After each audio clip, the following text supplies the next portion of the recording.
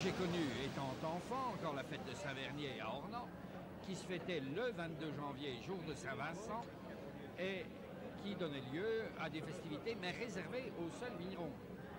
Alors, nous avons pensé qu'il fallait absolument que cette fête devienne une fête de toute la vallée et qu'elle devienne nous inspirant des Bourguignons, puisqu'ils ont la Saint-Vincent tournante sur les coteaux de Nuit-Saint-Georges en Bourgogne, Côte d'Or.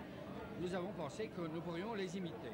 C'est comme ça qu'un petit comité très réduit au départ s'est constitué et monsieur le curé était avec nous d'ailleurs, monsieur le curé de Villafan aussi, et nous avons décidé de relancer la fête de Saint-Vernier en la faisant tournante, et c'est comme ça que tous les 6 ans maintenant, elle revient dans chaque ville. Voilà.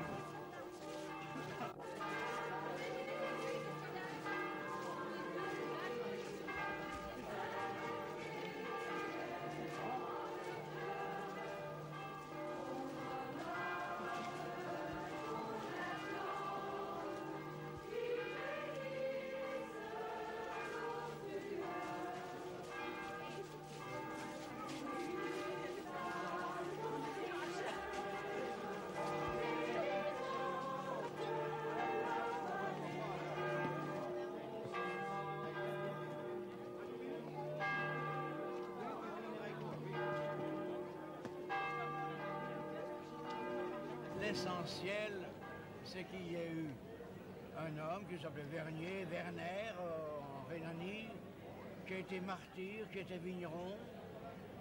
Martyr, on ne sait pas trop dans quelles circonstances. En tout cas, il a été toujours vénéré dans la région comme patron des vignerons. Et alors, nous savons, enfin que depuis combien, 3 siècles ou 4, le Saint-Vernier, oui, ça fait combien, 3 siècles, hein, ou 4 siècles, bon. Il a été vénéré dans la vallée. Comment cette dévotion est-elle venue? Il y a parfois une confusion avec Saint-Vincent, qui est vénéré à Champlit ou ailleurs.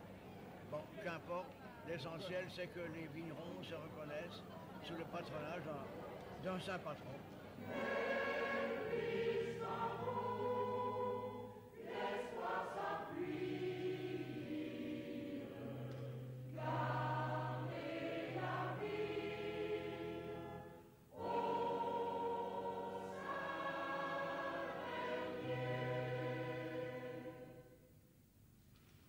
Daigne, Seigneur, bénir ce pain et ce vin, et donne-nous la nourriture dont nous avons besoin pour notre corps et notre esprit, par Jésus le Christ notre Seigneur. Amen. On recherche aussi dans la vallée tous les chants profanes, ce qui permet d'avoir un répertoire très étendu et en même temps de pouvoir chanter des chants profanes au repas de la Saint-Vernier. C'est très difficile de les avoir, mais souvent les gens ont les paroles, mais pas souvent la musique.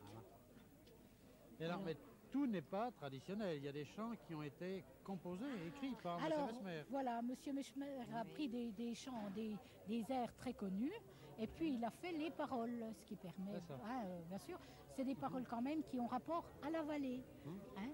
Et il n'y a pas rien que lui, il y a aussi le père Bègue qui en a fait, on a plusieurs paroliers, mais enfin c'est très bien. Et puis Gustave Courbet qui a fait le chant final.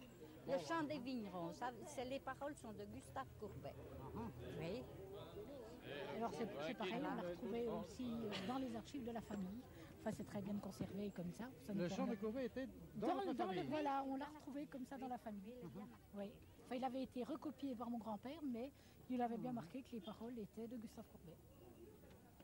Alors il l'avait fait un petit peu ironique sur les vignerons, mais enfin il est quand même très bien. Les 2 premiers couplets on peut les chanter, ça ne permettrait pas d'avoir le 3e ni le 4e à l'église. Quand un chanteur de sa voix fait parure, savez-vous bien ce qu'il la lui procure?